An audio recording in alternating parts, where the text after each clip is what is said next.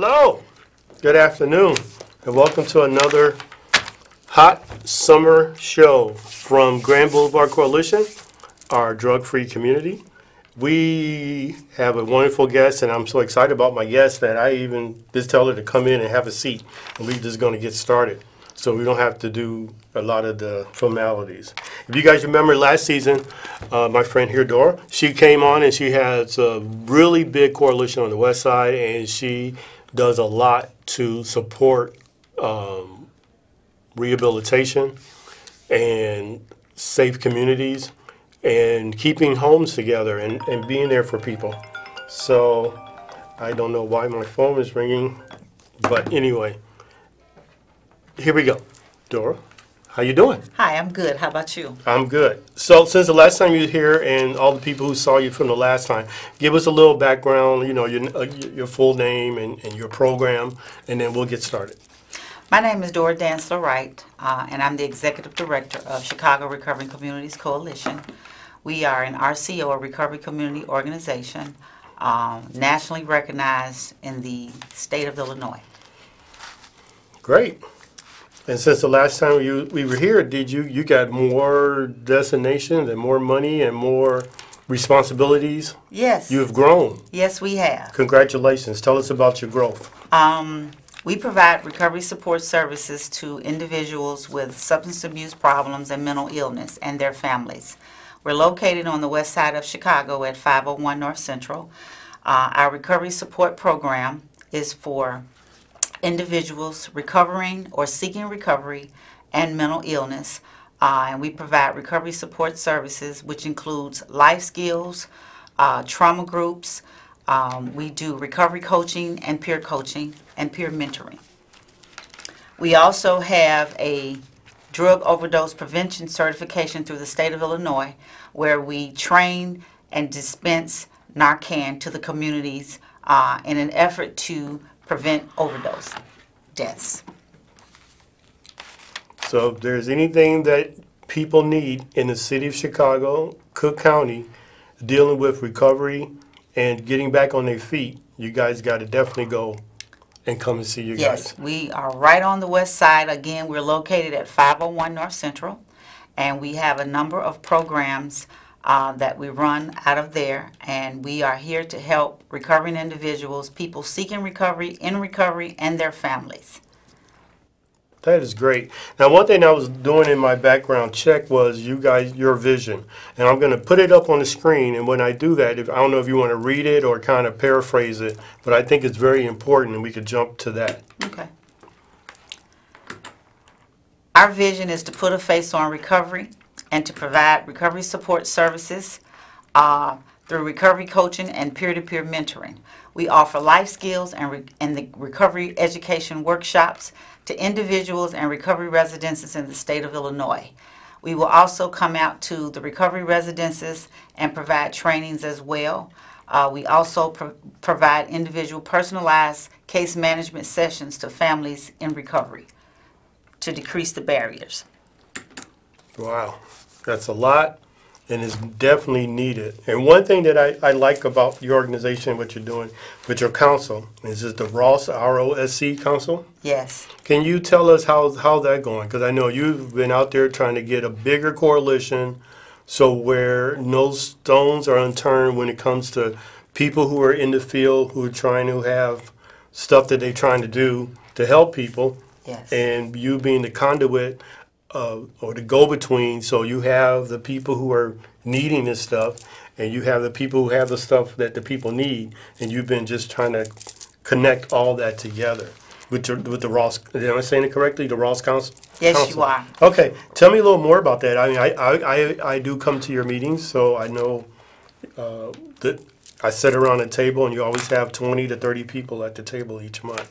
So, Yes, we do. ROS stands for Recovery-Oriented Systems of Care. CRCC is the lead agency for the West Side ROS Council. And our efforts is to build a council and have a full continuum of care of providers that assist and aid people seeking recovery or in recovery. And we want to try to have as many sector partners and businesses involved in the council so that we can address the needs of the community. We're in our second year. We were refunded through the state of Illinois, and those efforts are going good. We need businesses, we need family members, we need people with lived experiences to be involved in the council so we can continue to do some mapping and provide the best service possible on the west side. Okay, so how long have you guys been in your location and been doing this? We have been at our current location going on 6 years, and we are growing. So we are really excited about the opportunities to continue to serve the population on the west side and the Austin communities. As you know, there's 13 communities on the west side, and the services is much needed. As you know, we're facing some really big issues on the west side. Okay, well, let's dive into some of those issues, and then what do you see the solution being, so we can let people who are watching, and I know when we leave here, we talk to different people from federal dollars to state dollars to county and all that stuff. But a lot of times, it's a lot of lip service. So I want to know, because you're on the firing line, what are some of the stuff that's needed or is lacking, if that's a better way of saying it? We need more services and programs for youth. We need to be able to serve the families as well. Families are impacted by trauma. Drug addiction, as you know, is also trauma. We need to be able to expand and reach individuals and their families and dispense and train people on how to use Narcan, naloxone, and just provide a continuum of care and have the services mapped where families and individuals, anybody seeking recovery, can have services available through being able to identify it through our mapping that we are continuing to do through our services. Now, when you do your mapping, are you doing it with funds, so other people are sharing the information, or are you doing it on your own so it can make you a more powerful coalition in defeating this problem that we have? The state of Illinois has funded our Ross Council, and this initiative began a year ago. We're into our second year, and one of the things that we want to do is we want to bring businesses and providers to the table to participate in the council. The council is the West Side Council, and we want individuals, business owners, treatment providers, preventionists, any entity that is providing a service, whether it be jobs, treatment, prevention, education, to come to the council and be a part of the council so that we can have a full continuum of care, so that families and individuals will be able to identify and navigate where they need to go for services. Okay. One of the questions that I get hit with a lot, and you're on the front line, so I'm going to ask you, do you see increase, stay the same, or a decrease in this opioid epidemic that we are going through? And it's a two-part question, and part two of that question is, do you see, if it's an increase or decrease, is it an increase with the elderly group, the middle age, or the youth? I believe that there's an increase. After working in the field as a counselor for over 25 years, one of the biggest increases is with prescription drugs. There's more and more prescription opioid drugs being prescribed. There's an increase in overdose deaths, and I think there's not one population or age group that is exempt from it. This epidemic is one that has been around for a number of years, but it has just gotten to epidemic proportions.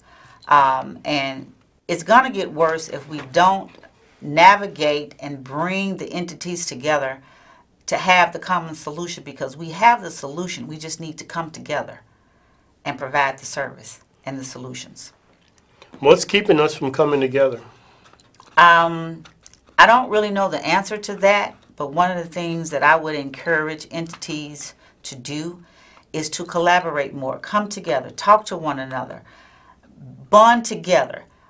We have to treat this disease, this illness, in a holistic manner. We can't treat it like it's a one-time event when it affects the entire family.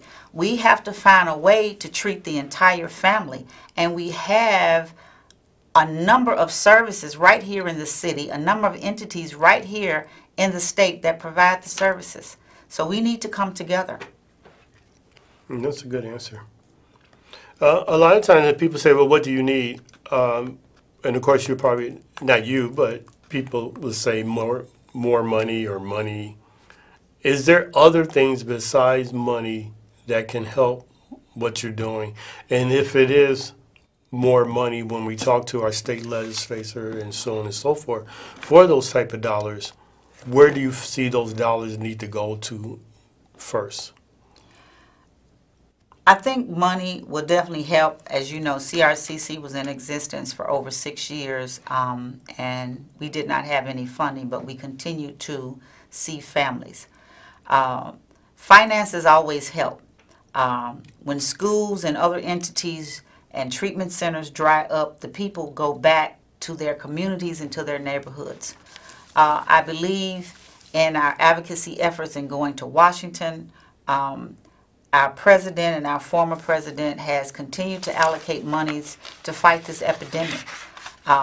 We need to continue to be advocates, whether it be in Washington, whether it be our state legislators, whether it be our family members, and tell them how to advocate and do just what we're doing with the Ross Council. Be an advocate. Bring the people together. We have to come together to advocate for the communities that we live in order for them to get better. That's a good answer. Do you get the opportunity to go to other communities and other neighborhoods or other parts of the city or the suburb and see what they're doing or what's going on there to see if there's a disparity between your community and your neighborhood and, say, for instance, Naperville? I'm just using that, off the top of my head because I think that's Will County. We do. Okay. We get an opportunity to go to some of the counties, and there is definitely a disparity in the Austin community. One of the things that I'm going to note is the biggest disparity is the accessibility to naloxone, where there is only right now in our community on the west side 3 identified drug overdose prevention programs that can provide training and dispense naloxone. We need more. We have maybe 20 to 25 entities or agencies that provide services, prevention, treatment, substance abuse treatment, residential treatment. They need to be able to also train and dispense Narcan, like in some of the other communities such as Naperville, Lake County, and some of those counties. Okay. So when you see that and say that, and so I one who like to think outside the box and how to upset the apple cart and figure out different ways. What's a different way in your community and other communities across the country, my community on the south side, that we can get that into people's hands? Is there a new, different angle? Have you come up with something? I know a lot of places saying like the police officers have been trained, so now they're on the front line. Obviously, firefighters and the ambulance people, I think they know that. But who else can we get training, who you feel that maybe we could get training to and kind of do something different in your community that's not being done somewhere else, where you guys are now the focal point? Is like, wow, in our community, for example, we sat down with the Postmaster General, and I'm just making something up, and all the people who deliver mail in the Austin community, all the postal people have now taken that on, and they have that if they see, because obviously they're walking up and down blocks, they're probably out on the street more than anybody. And I was using that as an example, or you can steal that if you think that's a good idea too. Well, one of the things that is happening in our community in the Austin area, Representative Ford has appointed one agencies to be a part and build on the West Side Opiate Task Force. CRCC has partnered with Chicago Recovery Alliance for training and for supplies to help us and assist us with being able to get more naloxone on the street and train family members, to train anybody with a desire that want to be able to save a life in the event of an opiate overdose. So I think more collaborations. I think training families, training regular folks like myself, the teachers. We have lots of people and lots of family members that come. They come into the center, they drop in. We also do a training with the family members if they come. As you know, this disease affects everybody. Right. There's about 1 in 10 that is affected by this disease. So just continued training and education, making sure that naloxone is out there and that it's in every community, as in the suburbs and other communities. So. Okay. I've been asking you a lot of questions. You got any thoughts or questions you want to get out there and throw the other way? And I would just like to invite family members, friends to come over and visit the center. Look at the services that we provide. We have a number of services. We are definitely trying to put a face on recovery and provide recovery support services to people seeking recovery or in recovery. And we're Chicago Recovery Communities Coalition, and we're not limited to Chicago. We go throughout the state and provide training and do what we do. Okay. Well, we have a few more minutes here. I usually like to ask, is there any thoughts or any? Well, you know what? Let's go back to what's going on at the national level, because that affects you. What do you see on the national level for the crisis and that the federal government is doing to step up or to provide more? I believe that on a federal level, our legislators and our president is aware of the problem, and I think it needs to continue. On a federal level, we were just in Washington in June advocating for the CARES bill and the Recovery Act, because it's real important that we get monies appropriated to help our communities.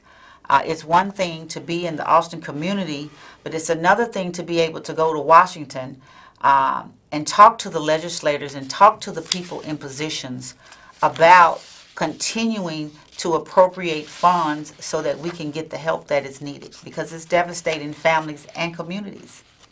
True. Well, when you did that and you talked to your people, and they allocate X amount of dollars or money or funding on the state level, do you really see or feel some of that after you go through that money actually shaking down to our streets? I believe so. CRCC had been in existence since 2012, and 2018 was the first year that we received any funding after going to Washington for a number of years, after getting in front of the alderman, Walter Burnett, a number of other people that we talked to about what we were doing in our communities to be able to aid and assist us. So it is trickling down. There needs to be a continuation. There needs to be more, but it is trickling down, and even from a state level. The state recognizes the work that needs to be done, and it also recognizes the agencies and entities that are doing the work on the ground. Great. So let's break it all the way down now to the city. We have a brand new mayor. Have you had a chance to meet with the mayor and give your 2 cents on this and be nice? And was that conversation good or bad? I have not. She was in the Austin community, I want to say 1 week ago. One of our staff members, they did get close enough to her and approach her, and she said she had heard about Chicago Recovering Communities Coalition. Oh, good. So I'm hopeful. I see the mayor in the community. I see her moving around, so that is always a good thing. Yes. So I hope to meet her face-to-face soon, and I can tell her some of this information. That is great. That is great. Let me take a few seconds here just to let everybody, remind everybody that for Twitter, follow us on Twitter at GBCoalition_. And for Facebook, you can always find out when actually we see this rebroadcast of this wonderful program. And you can find out more information about our upcoming events and stuff at the Grand Boulevard Prevention Service. You have a Twitter, right? How do people It's on follow? our card. How do people follow you? They follow us on Facebook. They follow us on Instagram. Okay. And we have those attached to the card as well. And we just look forward to hearing from you. Okay, let's turn this card over because I'm going to have to steal it and duplicate it with the light. I guess it's not going to show. But Recovery Support Service Program, I mean, that really says it all. And it's very important that people understand the great work that you guys are doing in your community. And you spreading out. I mean, like you said, you come over to the south side and you go to the suburbs and you spread that one thing. And what I really like about you guys and your organization is you stuck to one thing and you kept with that and you went and figured that we're doing something good. We need the money to do that and not be beholden to other things saying, well, we have this money for that. And then you change your course because that money is there. And because you did it from bootstrap up, and even when there was no money, you was using your own money to keep out there and doing it and saving lives and stuff. I just hope it'd be if we could end with any great stories of people that you saved, or I'm not asking for names that brought a smile to your face or a tear to you that made you like, this is worth it. All the time. I was recently at a picnic this Saturday, and I had helped some of the women and their children. And one young lady walked up to me, and she wanted to tell me thank you. And she broke down, and she started crying. And that's what this is all about, helping people change their lives, giving them hope. People do recover. We know that there's a stigma associated with addiction, but people do recover. Families do get back together. And that's just one example. We want to be able to help the entire family. Yes, we want people seeking recovery, but people who are in recovery. So that's what we're about. So. That's good. That's good. You know, today on the news I was looking, and I know it's a little bit in this genre, but it looked like the new fast growing, we got to throw money at this now, is this vaping stuff. What do you think about that? And obviously you could be addicted because you could be addicted to caffeine. I mean, not caffeine, nicotine, and that's not good. And so you probably start seeing some of those people coming through looking for help, or have you seen that epidemic in your area? It is an epidemic. I think that it has become one of the fastest growing addictions, and it is definitely affecting our youth. This conversation came up. CRCC also has a youth committee, Community Youth Service Grant. And one of the things that has come up with the youth is under peer pressure. These are things that are becoming increasingly more available in our communities, and we need to do something about it, and we need to talk about it. We need to educate our youth to help them to understand that it is another form of addiction. Okay. Well, we got about 30, I think they give me the sign, we got about a minute left. So usually, as you know from last time, in this last minute, before I have to say what I have to say, is there anything, what message would you want the audience to leave with today? I want the audience to know that recovery is possible for the entire family. Recovery is possible. Okay. And I just want to thank you. I appreciate you taking time out of your busy schedule to come. And I know that we'll be having our Opioid Forest Summit coming up real soon at the end of September, like every year.